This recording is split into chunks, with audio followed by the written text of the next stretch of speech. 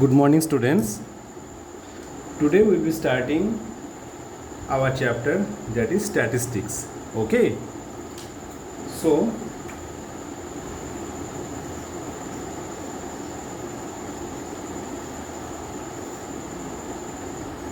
in statistics, what we do? Statistics means it's a collection of data. Okay. And then we are presenting this data in the form of tables, okay, graphs, okay. We arrange this data in the form of tables and in the form of graphs. This is known as table and this is known as graph, okay, y and x. This is origin O. So like this way we define the statistics. Fine. And then what we do? After drawing these two form, we analyze them. We analyze the given data. After analyzing, we come to the conclusion. Okay. So this is the general form of statistics, how we do. Okay. Now, when we do the statistics portion, we came across few parameters. Okay. Parameters are some types of data. Okay. So, first we need to know what is data. Data means what? Data means collection of few observations. Okay, collection of few observations. Now, if we see, one of the most commonly used data is, let us say in your class there are 10 students. Okay, there are 10 students. So, if we want to write the age of 10 students, how we'll write? Look, let's say first student age is how much? Let's say 12 years. Okay. Second student is 11. Third is also 12. Fourth is 12. Fifth is 13. Sixth is 11. Seventh is 11. Then again 12. Okay, so 1, 2, 3, 4, 5, 6, 7, 8. Again 12, last is 13. So here are 10 datas we have taken. Okay, these datas are what? These datas are based on the ages of 10 children in a class. Okay, now this is a collection of numerical figure. We call this as data. Are you clear? Now, since this data is obtained in the actual form means this data is written according to the age, means it's written exactly in the form in which it is taken from the students, or is taken from the students' birth certificate or ID card, whatever you may call it. Okay. So this is known as raw data. Raw data means, raw data are those data which are taken in the form of ungrouped or unchanged. Okay. These are raw data. Are you clear? Now,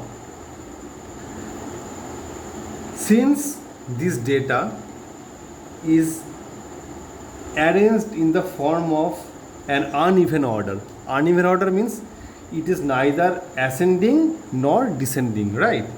So what we need to do? We need to arrange this data in a particular order. Okay. First, if we arrange it in ascending order,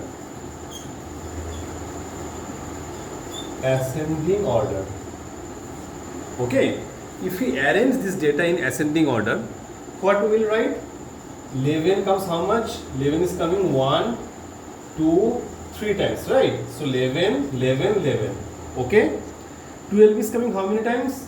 1, 2, 3, 4, 5.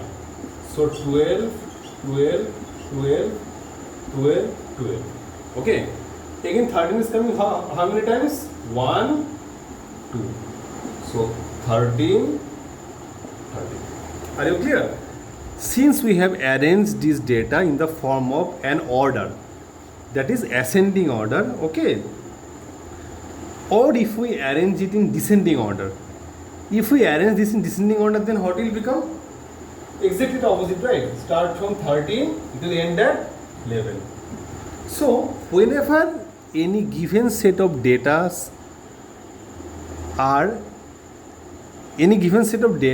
arranged in ascending or descending order, we call those arrangement of data as array. Okay, we call those arrangement as what? Array of data. This is A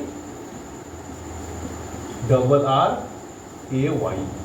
Okay, array of data. Am I clear? So what is array? Arranging the numerical figures of a set of data in ascending or in descending order is called an array. Okay. Now, all of you see here, we have arranged this data as ascending and descending order. Okay. Now we'll study about range. Now, what is range, children? Range means among the data, what is the highest value and what is the lowest value. Okay. First we will take into consideration about the highest value and the lowest value. Now, what is the highest value here? 13. What is the lowest value here? 11. Okay. Am I clear? We are taking the highest value 13 and lowest value 11. After taking these two values, what we will do? We will find the difference between them. Are you clear? We will find the difference between them. The value of the difference is the range. That is 2. So in this case, the range is how much? Range is 2. How we find range? We subtract the highest value of an array to the lowest value. Okay. How we'll find the range? We subtract the lowest value of an array from the highest value. Thus we find the range. Okay. Now, next term we'll study, that is frequency distribution. Okay.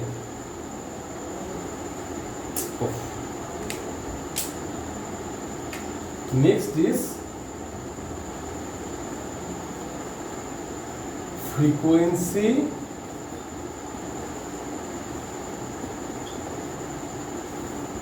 distribution.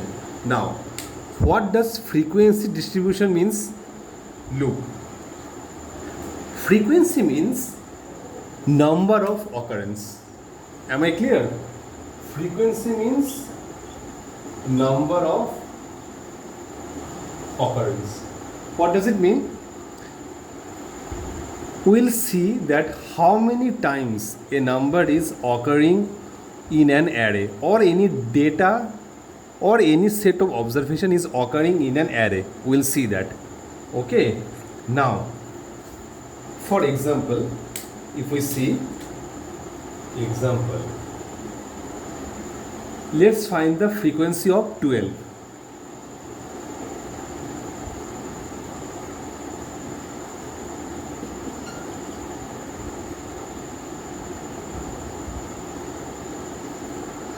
In this set of data, we will find the frequency of 12, means the 12 value or the 12 data is occurring how many times? We will see that. 1, 2, 3, 4, 5. Since 12 is occurring 5 times, therefore the frequency of 12 is how much? 5. Are you clear? frequency means number of occurrence of a given value or of a given data. Okay, that is known as the frequency. And frequency distribution is, after the completion of frequency, we will draw one chart. Okay, that is known as frequency distribution chart or frequency table. In that table, I will show you how to find the frequency value. Okay, first go through this, understand this, then we will move forward. Okay.